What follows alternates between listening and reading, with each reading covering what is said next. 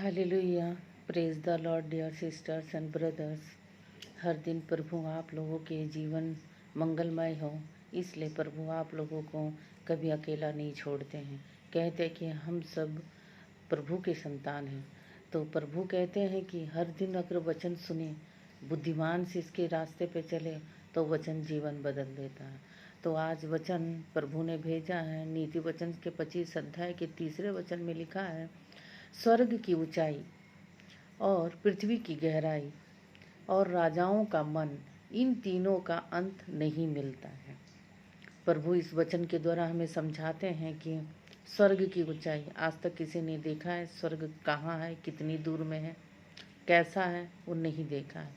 और पृथ्वी की गहराई माने नीचे पाताल लोक, किसी ने जाना है कैसा होता है, कैसा नहीं होता है, और कितनी दूर में है, किस तरह के स्ट्रक्चर हैं, कोई नहीं जानता है।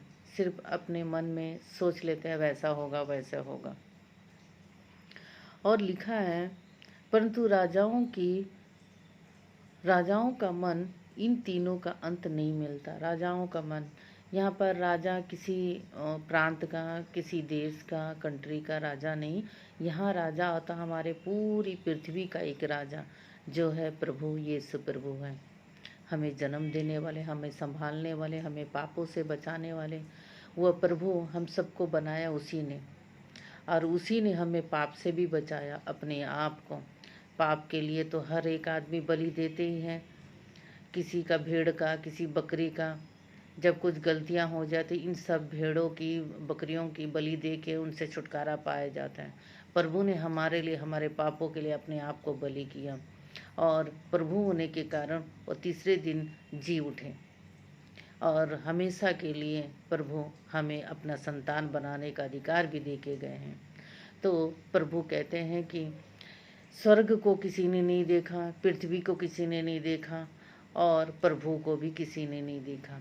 लेकिन अगर हम प्रभु के संतान बनकर जिए, उनके रास्तों पे चले, उनके अधिकारों को इस्तेमाल करें, उनके बातों को माने, तो प्रभु को हम देख सकते हैं।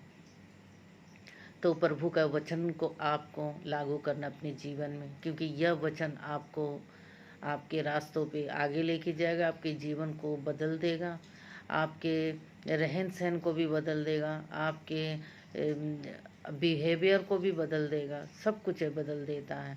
और जब ये पूरी तरह से बदल जाता है तो उस दिन आप पाप से फ्री हो जाते हैं, क्योंकि जब तक पाप रहता आप झूठ बोलते हैं, जब तक पाप रहेगा आप गलत काम करते हैं, जब तक पाप रहेगा कुछ ना कुछ ऐसा काम करते हैं जो प्रभु की दृष्टि में अनुचित है।